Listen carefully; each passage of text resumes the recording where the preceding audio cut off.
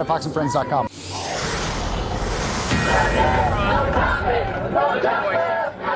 Protesters ticked off about police ticking off shoppers in Chicago during the kickoff to this crucial holiday shopping season.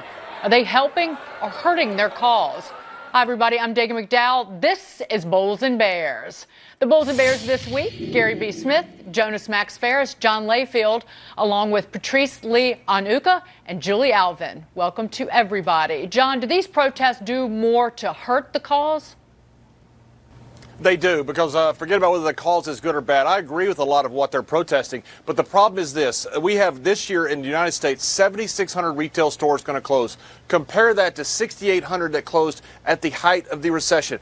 You're protesting these retail stores in Chicago, and Chicago's tax base has been eroded. All you're going to do is drive people to buy more stuff online or to not shop. The problem you have in Chicago right now, specifically with the police department, with social services, is politicians. That's who you should be protesting.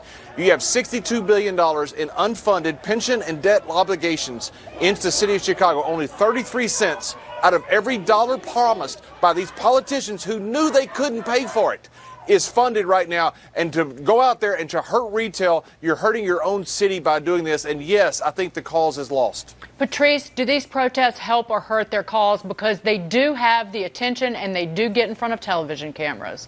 It doesn't help. I mean, if your idea is to try to win people who are either agnostic or opposing you, to create a scenario where you're either cutting the tax base, as the other guest mentioned, or making it difficult for workers to get to work or for shoppers to get to shop, then you're not winning people over to your cause. Criminal justice reform is absolutely a very critical issue if this is what they're really protesting about. But this year, I don't think that's what they're really trying to go after. Last year, they tried to unseat Rahm Emanuel, and it didn't work. And so they may need to reassess what their tactics are and whether they're actually accomplishing what they set out to do.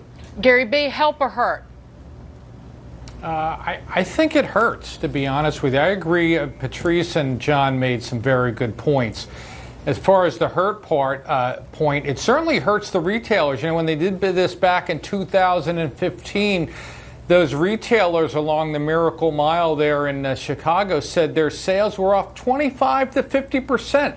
That means that people coming down just turned around and went elsewhere. I guarantee, because I'm this way, people live in their own little bubble. They're not going down there, seeing a protest and saying, I really ought to do something about that. No, what they are is annoyed that they can't do their shopping. So they turn around. As John points out, it hurts the city of Chicago. As Patrice said, people are agnostic. They're not paying attention to this. It's not the right environment. They have their minds on something else. So it at best, it does nothing. But as we've seen with the NFL, what happens with their protests, people just turn off the TV and look elsewhere for entertainment. Well, Julie, I will point out that when these protests in Chicago first started, it was back in 2015. It was after the Laquan McDonald shooting video came out. But since then, in the 2 years after that, you just haven't had the number of protesters out there. Well, I think that's why it's interesting, for you guys to say that the reason that retail sales were down last year in Chicago on Black Friday have to do with this protest, when in fact the protest didn't really reach critical mass last year.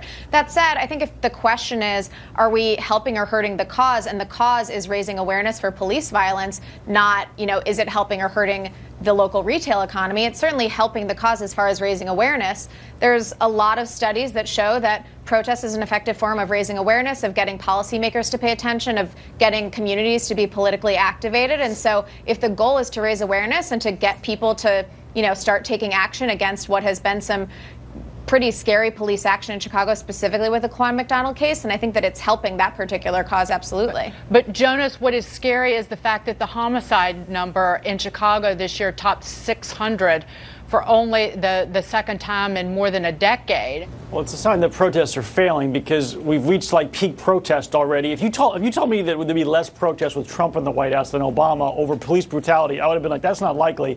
And it's because they mismanaged the protests, because I think, to earlier guest point, people don't know why they're what did the retailers do? These protests should be at City Hall, at the police stations. These are legitimate issues, but the public just wants to shop, and this isn't a beef about wages. Well, speaking of ongoing beefs, unions have a beef with Walmart. Walmart's always open, including on Thanksgiving. And one pro-union group is running this ad about it. hard-working Walmart workers with no holiday pay and no chance for a better life. So this Thanksgiving, give thanks for one thing, that you don't work for Walmart. So that's this pro-union ad, the United Food and Commercial Workers Union, Gary B. But they used to actually protest at like 1,600 stores a few years ago on Black Friday. That stopped. Now this. Well, exactly. Now, here's the funny thing. You know, you would think that the Walmart workers themselves would be just disgusted with their pay, unhappy with Walmart. That union you're talking about, the UFCW, couldn't even get Walmarters to participate. The people participating in the protests are non-Walmart workers and other union members. They bust in. So on average, the average Walmart person is very happy with their working conditions and their pay. So this is another thing that is just, it's up in the air, and it's, as Julie points out, it might be causing awareness, but there's no follow-up action to it. But Patrice, I think what the unions are concerned about is if you could, in theory, if you protest enough, if you drive customers away from these stores, you actually destroy jobs for people. You send people shopping online, and you actually hurt workers, whether they're unionized or not. Well, and that's the unintended consequence of what they're trying to do. I mean, I know someone who worked for Walmart, was an immigrant, new to this country, and worked his way up, built skills, and was able to move beyond just that Walmart job. And I think that's a story that gets lost when you have these unions that are hitting an easy target, which is Walmart, and talking about people not being able to spend time with their families. Perhaps they've already known what their schedule is and made alternative scheduling with their family. So, you know, this is just the unions trying to stay relevant and trying to grow their ranks, which have been increasingly shrinking. Right. And John, you do at Walmart, if you work on a holiday, you earn a day of paid vacation. And when I worked in the hospitality business, among other jobs that I've had, you know what? You had to work on holidays. It's just a fact. Yeah, it is just a fact, and a lot of people are very thankful to have a job. And look, Walmart has done more for lower skilled pay than unions have. Walmart's the one that did away with the minimum wage, and Target felt compelled to follow suit. Look, this is just one of the dumbest, most misguided ads I've nearly ever seen. It's one of the reasons that unions have died. And you got to understand, I'm not sure why Walmart is so evil. Listen to what Amazon has they have a 25% growth rate right now. So in the next 3 years, they're going to do as much to retail as far as damage that they have done in the past 20 years total. We've lost more jobs in retail than we've lost in manufacturing. And going after retail right now, people should be thankful they have jobs, because online is coming, and it's going to destroy a lot of mom and pop stores out there with good jobs. And Julie, the average full-time hourly worker at Walmart makes, at least at the beginning of this year, makes close to $14 an hour.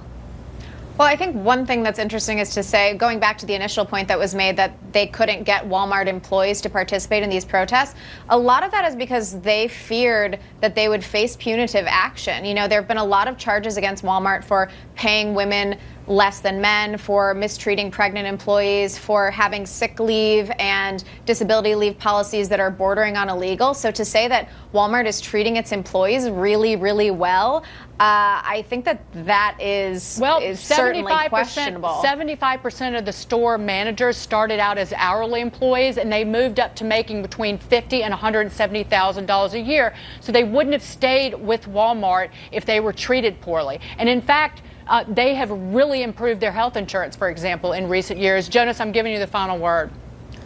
I think the mistake here is, again, there's a legitimate issue here of workers being sort of dead-end and income inequality. And yet the illusion here is that somehow, like, the Amazon workers on Thanksgiving are at the spa and no one's working there. You know, those jobs are also pretty hard and don't pay that much and don't always have upside.